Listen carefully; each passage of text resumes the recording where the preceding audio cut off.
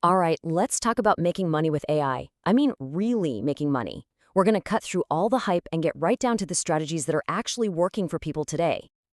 And make no mistake, this is way more than just a trend. The AI gold rush is here. It is on, and it's completely changing the game, creating fortunes seemingly overnight.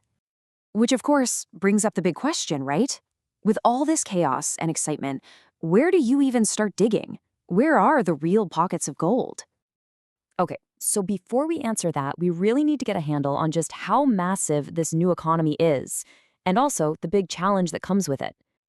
I mean, the numbers here are just mind-blowing. We're talking about a global AI market that's expected to blow past $3.4 trillion by 2033. That's trillion with a T. This isn't just some new app or gadget, it's a total reshaping of the global economy. But, and this is a big but, there's a catch. Building this stuff is expensive. It takes a ton of computing power, and every time someone uses it, every single query, it costs real money. And that's exactly why, even with all this buzz, only about 58% of companies that use AI have actually found a way to make it profitable. So, just like those old-timey gold rushes, we're seeing two main paths emerge. You can be the ones selling the picks and shovels. That means building the actual AI tools and infrastructure. Or you can grab one of those shovels and start panning for gold yourself, using the tools to create amazing new products and services. Okay, so let's dig into that first path. We're talking about the folks building the very engines of this whole revolution. Yeah, these are your modern-day shovel sellers. They're not the ones making AI art or writing scripts. Nope. They're building the platforms, the infrastructure, the APIs, those digital hooks that let other apps plug into their AI. They're making the foundational stuff that everyone else depends on. So how do these companies actually get paid? Well, it pretty much boils down to three main models. You've got your usage-based model, which makes a ton of sense. You pay for what you use. Then there's subscriptions, which gives them that steady, predictable income. But honestly, the one that's really turning heads is the outcome-based model. Check this out. Intercom has an AI agent named Finn, and they have a really cool deal with their clients. They only get charged when Finn actually solves the customer's problem. How brilliant is that? The price is tied directly to the value you get, which builds an incredible amount of trust. All right, let's flip the coin and look at the other side of this gold rush, the people who are actually wielding the tools. This is for all you creators, freelancers, and entrepreneurs out there, the ones panning for gold. Okay, so the first and probably the most obvious way to make some money here is to just use AI to put your existing freelance or creative work on steroids. Just think about it for a second. You can have AI whip up a first draft for a website in minutes. You can get it to crank out SEO-optimized blog posts or even map out an entire social media campaign. All the stuff that used to take days now takes a fraction of the time. It means you can take on way more clients and just scale your business like crazy.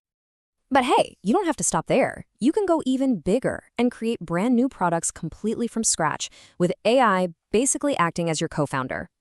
Here's a classic example, and it's so simple. So, you use a tool like Midjourney to generate some incredible, unique artwork. Then, you hop over to a print-on-demand service and slap that design on a t-shirt, a mug, whatever.